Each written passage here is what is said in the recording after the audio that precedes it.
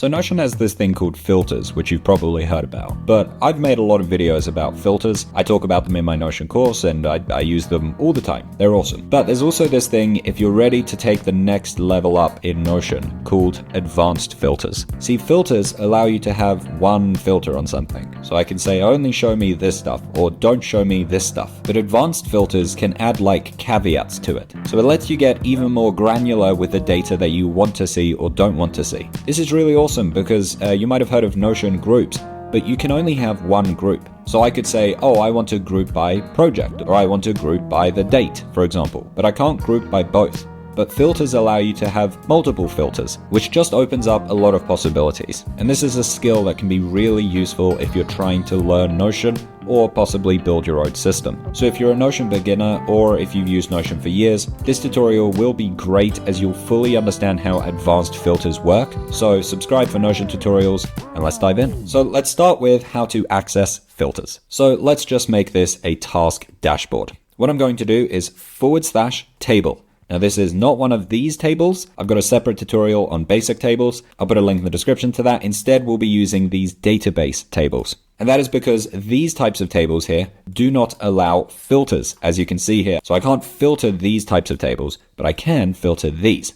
Now by default, when you create a tasks database or whatever you want, you can see there's no filter button here, which is weird. But the second you add a property, it will magically show up here. So I'll just add a property here of the number property. And now, as you can see, that filter button appears. And now if I click here on filter, you can see I could filter by these here. So I could filter by the name or filter by the number, or what we'll be doing in this video is add advanced filters. And this allows me to add filter rules. I could have multiple different filters here. Now that you know how to access advanced filters, let's go through some examples. So I'll just delete this property here and let's add some basic ones.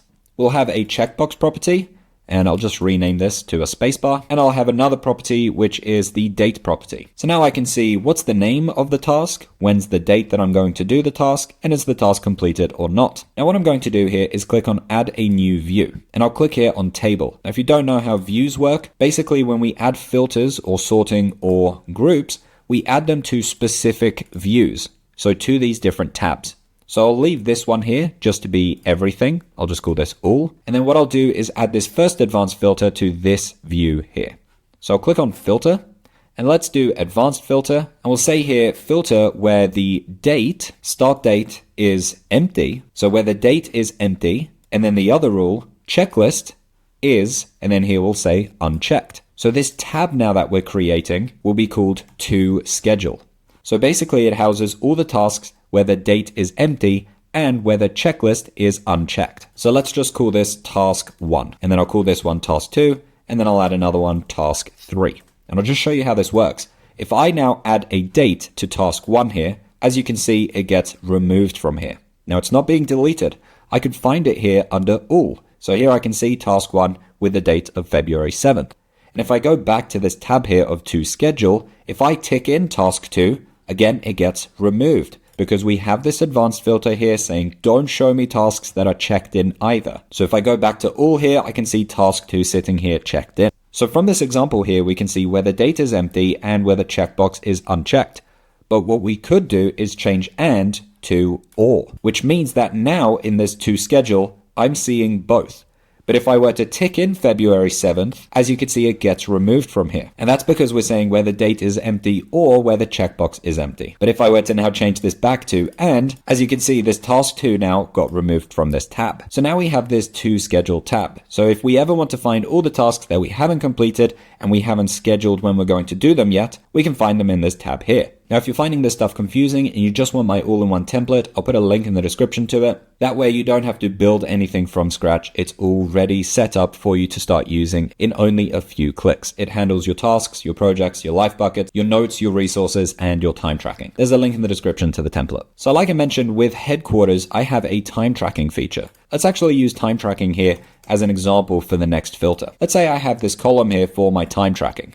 So as I'm doing tasks here, I'll say how long it's taking me. So I'll say 60 minutes and 30 minutes. And let's say this task here took 30 minutes. Well, what I'll do now is show you another advanced filter. So I could either click here on add a new view and click on table, or I could right click on all here and duplicate this view.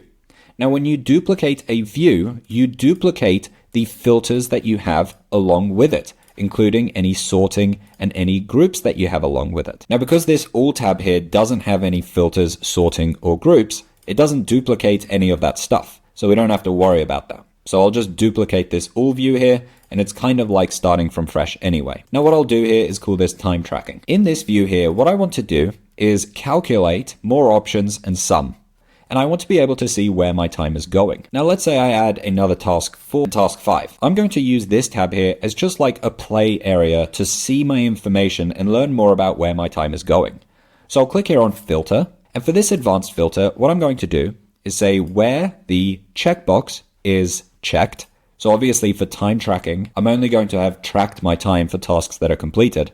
And the second thing here is, let's say I want to know what are all the different tasks, all the tasks that took me over 55 minutes. So now I can see this 60-minute task showing up here. So these two 30-minute tasks here aren't showing up in my time tracking. And what this allows me to do is start picking up on trends. So let's say this task 5 and 4 here both took 60 minutes and 60 minutes, and I'll tick these in.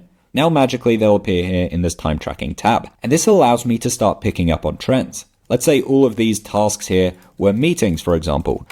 Well, then I can see the average amount of time for a meeting is 60 minutes here. Or let's say this one here was 70 and then this one here was 80, for example. Instead of doing sum here, what I could do is more options and do average. And now I can see the average here was 70 minutes. By using this advanced filter here of saying, show me where tasks are complete and where the time is over 55 minutes, I can start understanding the trends of my task list. It is vital to audit your time, and that's why it's one of my 10 productivity principles. I talk about this in my course, Productive with Notion, where part 1 is a guide to Notion and part 2 is a guide to productivity. If you're struggling with Notion and you want to understand the basics, then I cover that in my course. Or if you just want my all-in-one template, then click on this video here and you can see my full tour for headquarters. Thanks for watching. I hope you found this useful.